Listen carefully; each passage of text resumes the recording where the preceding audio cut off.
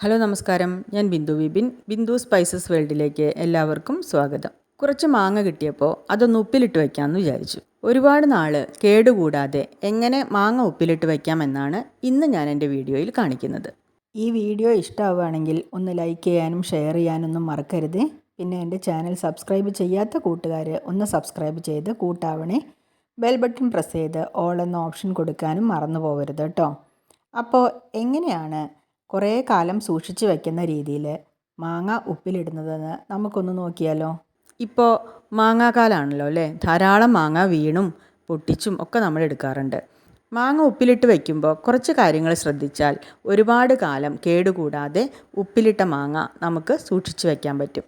ആദ്യം തന്നെ മാങ്ങ നന്നായിട്ട് കഴുകി വൃത്തിയാക്കണം. കഴുകി വൃത്തിയാക്കിയ മാങ്ങ നന്നായിട്ട് തുടച്ചെടുക്കണം. ഒരു തുള്ളി വെള്ളം പോലും ആ മാങ്ങയിൽ ഉണ്ടാവാൻ പാടില്ല കേട്ടോ.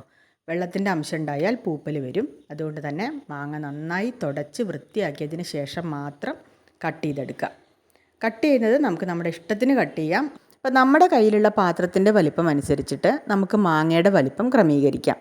ഒന്നുകിൽ ഇതുപോലെ നല്ല നീളത്തിലുള്ള കഷ്ണങ്ങളാക്കി ഉപ്പിലിട്ട് വയ്ക്കാം. അങ്ങനെ ഉപ്പിലിട്ട് വെച്ചാലും നല്ല ടേസ്റ്റാണ്.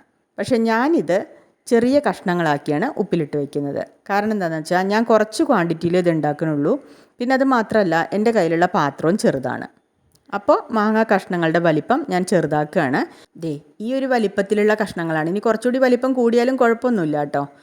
ഇനി വേണ്ടത് ഒരു പാത്രമാണ്. ചെറിയ ഭരണിയൊക്കെ ഉണ്ടെങ്കിൽ നല്ലതാണ്, അല്ലെങ്കിൽ കുപ്പി പാത്രങ്ങളുണ്ടെങ്കിൽ അതും നല്ലതാണ്. എൻ്റെ കയ്യിൽ ഇതൊന്നും ഇല്ലാത്തതുകൊണ്ട് തന്നെ ഞാനൊരു പ്ലാസ്റ്റിക് കണ്ടെയ്നറാണ് എടുത്തിരിക്കുന്നത്. അതിലേക്ക് ഈ മാങ്ങ കഷ്ണങ്ങൾ ഇട്ട് കൊടുക്കാം. മാങ്ങ കഷ്ണങ്ങൾ ഏകദേശം 1/4 ഭാഗം വരെ നിറയ്ക്കാം. ഫുൾ നിറയ്ക്കരുത്, 1/4 ഭാഗം വരെ നിറയ്ക്കുക. 1/4 ഭാഗം വരെ നിറച്ചതിന് ശേഷം അതിലേക്ക് വെള്ളം ഒഴിച്ചു കൊടുക്കണം. വെള്ളം ഒഴിച്ചു കൊടുക്കുമ്പോൾ ഒരിക്കലും പച്ചവെള്ളം ഒഴിച്ചു കൊടുക്കരുത്. തിളപ്പിച്ച വെള്ളം ചൂടോടെയും ഒഴിക്കരുത് കേട്ടോ. തിളപ്പിച്ച് ആറിയതിന് ശേഷം മാത്രം ഒഴിച്ചു കൊടുക്കുക. മാങ്ങ കഷ്ണങ്ങൾ മൂടി നിൽക്കുന്ന അത്രയും വെള്ളം ഒഴിച്ചു കൊടുക്കണം. വെള്ളത്തിൻ്റെ അളവ് മാങ്ങ കഷ്ണങ്ങൾ ഇങ്ങനെ മൂടി നിൽക്കണം, അതാണ് വെള്ളത്തിൻ്റെ അളവ് കേട്ടോ. അതിനുശേഷം അതിലേക്ക് ആവശ്യത്തിന് ഉപ്പിട്ട് കൊടുക്കുക. കല്ലുപ്പിടുന്നതാണ് നല്ലത്. ഈ കല്ലുപ്പ് കയ്യിലില്ലാത്തവർക്ക് പൊടിയുപ്പും ചേർക്കാം. ഇത്രയും മാത്രം ഇട്ടിട്ട് ഉപ്പുമാങ്ങ തയ്യാറാക്കുന്നവരുണ്ട്. പക്ഷേ ഞാനിതിൽ ടേസ്റ്റ് കൂട്ടാൻ വേണ്ടി കുറച്ച് മുളകും കൂടി ചേർക്കാറുണ്ട്. നല്ല കാന്താരി മുളക് കിട്ടിയപ്പോൾ അതാണ് ഇട്ട് കൊടുത്തത് കേട്ടോ.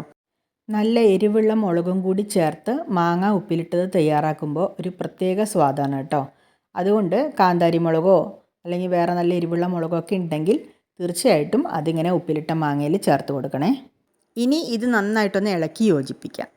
നന്നായിട്ടൊന്ന് ഇളക്കി യോജിപ്പിച്ചതിന് ശേഷം വായു സഞ്ചാരം തട്ടാത്ത രീതിയിൽ ടൈറ്റ് ചെയ്ത് അടച്ചു വയ്ക്കണം.